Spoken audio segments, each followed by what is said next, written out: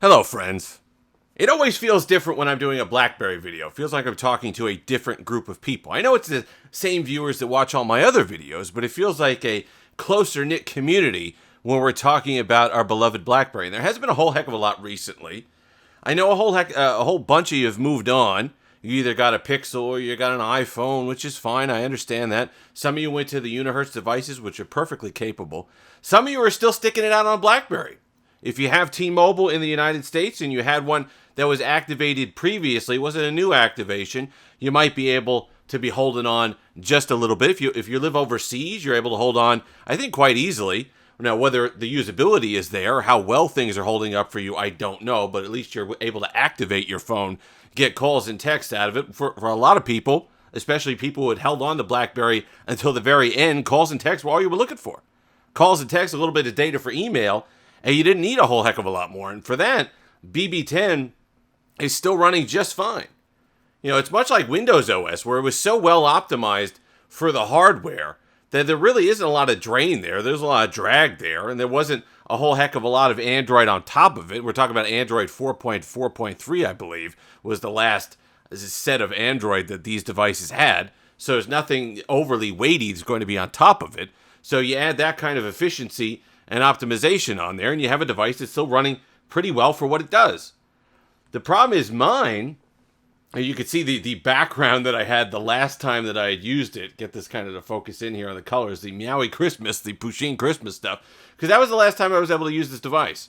Was when things shut down, December, January, I pulled my SIM out. I said, you know what, I'm going to move on. It's depressing to see. I haven't had a lot of luck with my passport getting things to work well, even though I had two passports. I have two passports. One, I disabled BlackBerry Protect on before the date I was supposed to. The second one, I didn't. I just left it to see what would happen. Both of them are having issues, regardless of what I did. So forget about activating them. Forget about getting a signal on them. Can't do that even on T-Mobile, so I'm struggling there. But the other thing that I'm struggling with is app services starting to go away. And I had that issue with my BlackBerry Classic as well today. Unfortunately, my Classic, even though it's doing the best out of all the BlackBerry devices I had as far as holding up app-wise and services-wise, you can see this one here, right there. It is a AT&T BlackBerry Classic. So getting any sort of SIM in there, or the AT&T is the worst, as it had been the most aggressive in shutting down these devices. So getting an AT&T SIM working in it is a non-starter. T-Mobile, unfortunately, because it is an AT&T device, isn't going to work.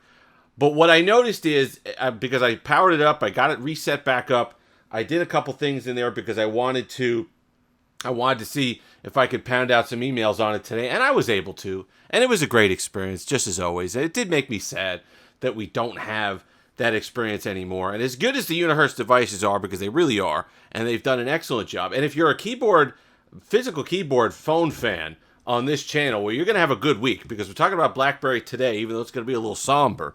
But there was a software update for the Unihertz Titan Slim, which we're going to be going over a little later this week or early next week on the channel, so you want to stay tuned.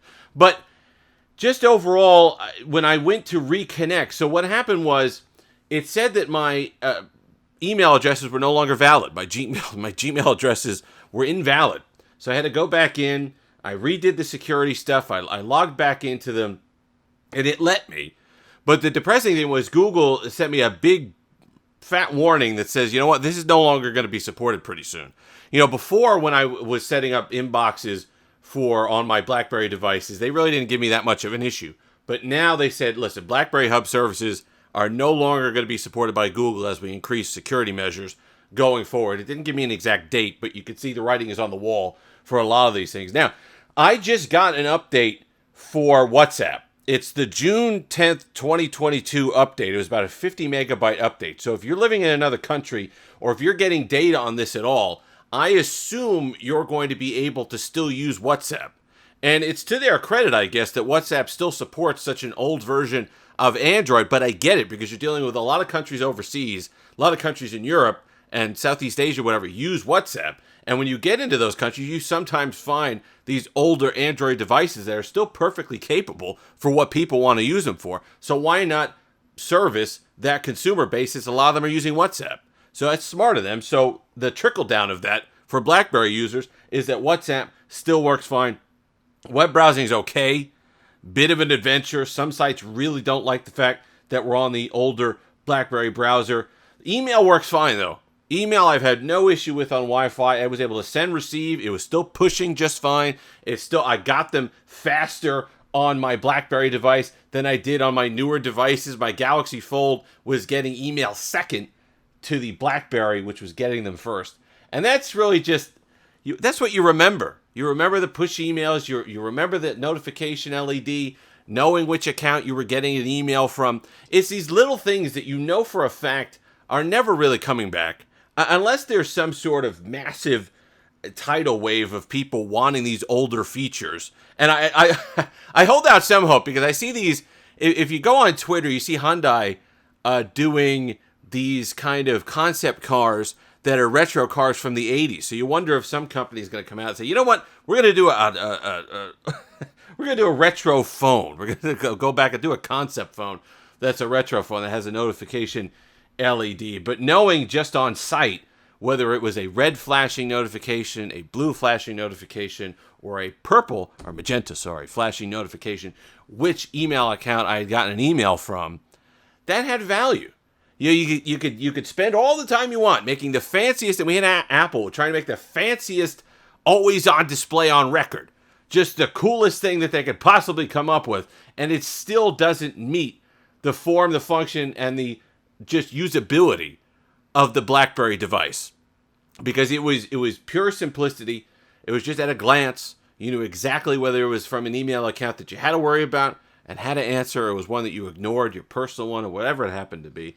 Just the fact that what is this now, 8 or 9 year device can still sit there, be one of the better email experiences that you're ever going to have on a device, on a mobile device, and still run the apps, even though they're out of date, just fine, super smooth, great with the power efficiency and the battery that these devices had in such a small form factor, such a premium feeling form factor, those devices that came out later on, like the BlackBerry Classic.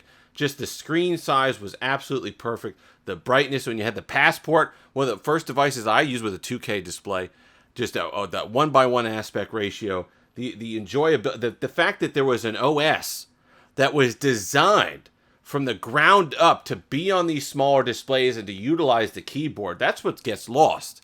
Because even though the Unihurst devices are nice and I love them, they're still running Android, which was not designed to handle a physical keyboard device. So when you have this and the use of space that was on here, and when you had Twitter on here, and the fact that it was designed for these displays and the keyboards, that kind of usability, it's depressing to know it's gone. It really is. So I love pulling these devices out. Like I said, I'm going to have a Passport video a little later in the year. I want to do some more tinkering with that, see if I could actually get it running again. But you should be fine with things like WhatsApp. I still got the update. Let me know what you're doing, right? Let me know if you're able to...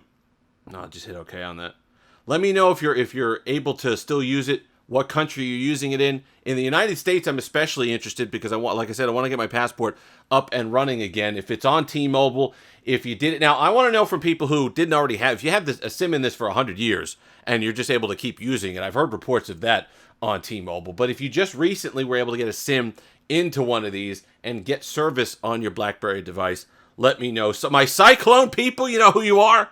You there doing the live stream? Let me know if you're alive and well down in the comment section what you've been doing for devices. But it's sad. You know, I don't want to do these videos a lot because it is sad.